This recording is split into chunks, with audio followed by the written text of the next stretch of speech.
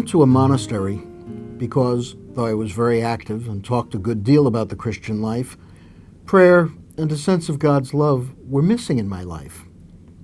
I asked the prior if one of the monks could give me some direction during my week there. His answer was, "No. You don't need guidance. You're a busy man, working hard for the gospel. Too hard, perhaps. No, you don't need guidance beyond this. Sleep.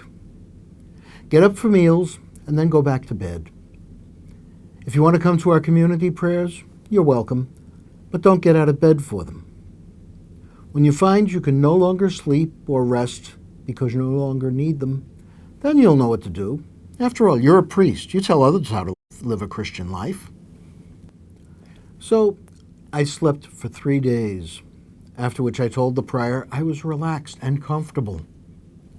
So he sent me out into the orchard to help the novices pick fruit and do other work that would let my mind rest.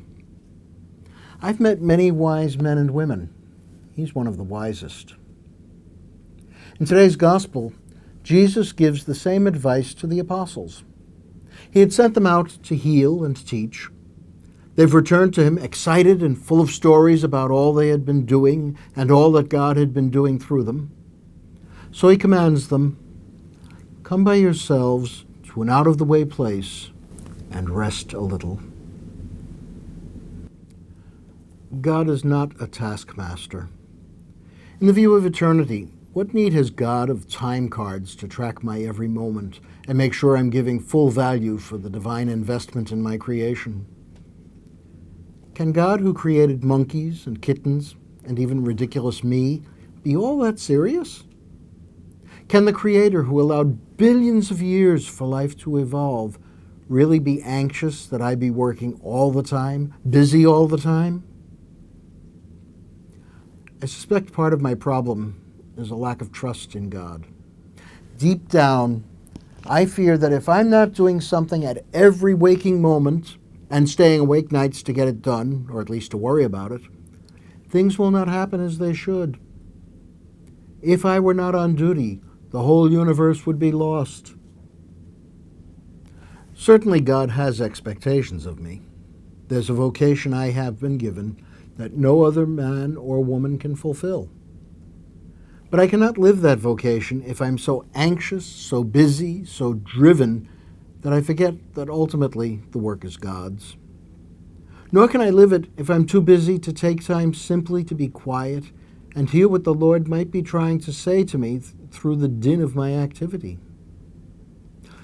Why not from time to time take the time to stop my efforts, to realize that even when I'm not running around doing what I think God and the universe need, God will still be caring for, loving, and giving life to the world? There are perhaps people for whom life is such that they never need an honest break. Either their life is so grace-filled that their everyday activities are spirit-renewing, or they never do anything that leaves them in need of rest. I'm neither. The apostles, and, more than we suspect, most of us are busy in our own ways. We serve, we pray, we study, we serve some more, we do.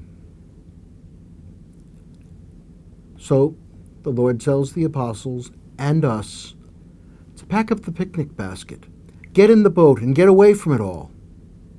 Our bodies, minds, and souls all need an occasional break. Sometimes, to find prayer and God's love, all I need to do is not do.